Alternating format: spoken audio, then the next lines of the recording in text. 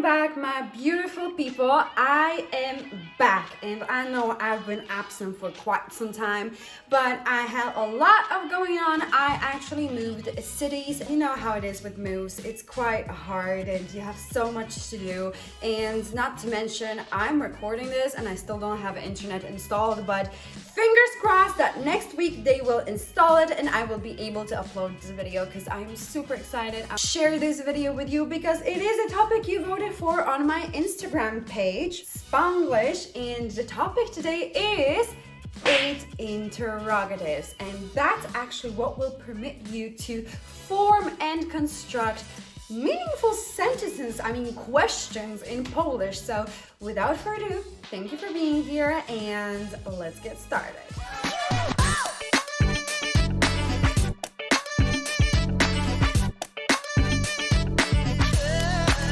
I have my copy with me because I have everything written down so I don't forget anything that I wanted to show you today, because let's face it, there is a lot of interrogatives present in all of the languages. But I've thought about it and I thought, well, hey, let's do the 8 most important ones. So, number 1, and as you probably know, like in any language, we really need this word, and it is co. Co? What? You know yourself, you can use this with so many kind of questions in your life, but it's a very simple word and it's one of the easier ones to pronounce in Polish. So it is just 2 letters and it is co się stało? What happened? Co się stało? Co się stało? Co się stało? What happened? You know, that's just one of the sentences I thought about for you, but you know yourself, sometimes you just need to say co. Number 2 is kiedy. Kiedy. When. Kiedy. Notice it's quite soft. Kiedy. Kiedy. It's a soft sound. So phonetically, the way we construct it, it kind of sounds like the Polish J letter. Y, okay? J, Y, because we say kiedy. Kiedy się widzimy? Kiedy się widzimy? Kiedy się widzimy? When we will see each other. You know, there you go. You can ask your Polish friend or whoever that speaks Polish, you can ask them, kiedy się widzimy? Maybe you want to do a language exchange. So, you know, that's a useful phrase. Kiedy. Number 3. Dlaczego? Dlaczego? Dlaczego? Why? Why? It's a very useful one. Again, a very popular, probably one of the main ones, as you know. So, dlaczego means why, and you can maybe hear, and sometimes I actually ask that questions a lot to foreign people. Dlaczego uczysz się języka polskiego? Dlaczego uczysz się języka polskiego? Why are you studying the Polish language? You know, we as Poles, I think we do have this curiosity of thinking, why do people study our language? It's only spoken in Poland, but it is true that Polish people are all over the world, so, you know, that might be your answer. Or actually, I know a person who always says, but why not? Dlaczego nie? You see, you can answer that question using this interrogative. So, someone can ask you, dlaczego uczysz się polskiego, języka polskiego, and you can just simply answer, dlaczego nie? Why not? So, dlaczego is an important interrogative. Number 4, gdzie? Gdzie? Where? So, gdzie, another very useful interrogative, you can use in a variety of situations. And not only asking questions, obviously you can use those interrogatives in sentences too. Gdzie pracujesz? Where do you work? Gdzie pracujesz? Gdzie pracujesz? Where do you work? Or you can ask someone, gdzie idziesz? Gdzie idziesz? Where do you go? You know, where are you going actually? You know, more like. So where are you going? Gdzie idziesz? So as you can see, gdzie is useful because you can often use it, you know, with a verb, and particularly if you want to, you know, ask someone something. Gdzie pracujesz? Gdzie idziesz? Gdzie uczysz się? Because uczysz się is from the infinitive of the verb uczyć się, which is a reflexive verb. That's why we have the reflexive pronoun się there. But, you know, if you followed my verb videos, I'm sure that you are quite familiar with this pronoun. And if not, check out the videos on the verbs, which will help you out as well. But back to the topic, you can say, gdzie robisz zakupy? Where are you making your grocery shopping? You know, it's a quite Polish construction, but you get the picture. Gdzie robisz zakupy? So translates to where, gdzie robisz, do you do zakupy, groceries, because that's how we say this. You know, in English, you most likely will say, where do you go shopping, or where do you do your groceries, or something of that kind. But anyway, that's how you say that in Polish. So you can see that gdzie is a very, very useful interrogative, because you can also say gdzie jest, and whatever you're looking for, a post office, a shop, gdzie, where, jest is, because jest comes from the verb to be, that will soon be here on the video as well. So gdzie jest, where is X, a shop, a court, a train station, you name it. But you can see that gdzie is very useful. Number 5, ile, ile. And ile is, again, a very useful interrogative, and it has like two translations into English, because it can mean how much, and it can also mean how many. Okay, so ile, ile. And for example, you can say, ile to kosztuje? How much is it? Ile to kosztuje? Ile to kosztuje? How much is it?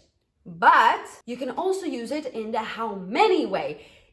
Ile masz sióstr? How many sisters do you have? Ile masz zwierząt? How many animals do you have? So, ile, very useful interrogative. Number 6, kto? Kto? Who?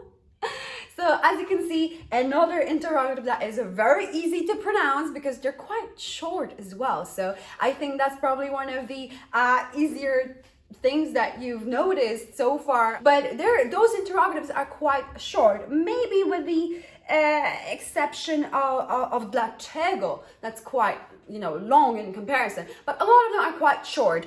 And kto is one of them. Who?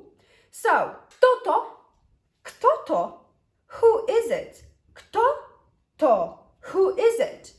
But funny enough, actually, in kto to, we don't use the verb to be in Polish. We just say who that, or who this, you know, that's how you would translate it. We don't need the verb to be to you know, to specify like in English. Kto to, for example. Number 7, and number 7 is skąd. Skąd. Okay, skąd is a little bit more tricky, okay? That's why I left it till the end. First of all, let's practice the pronunciation. So, skąd. So we have the Polish vowel on, okay? On. If you don't know how to do the Polish letters, well, check out the alphabet video. But we have skąd. And notice that the D letter is not really skąd.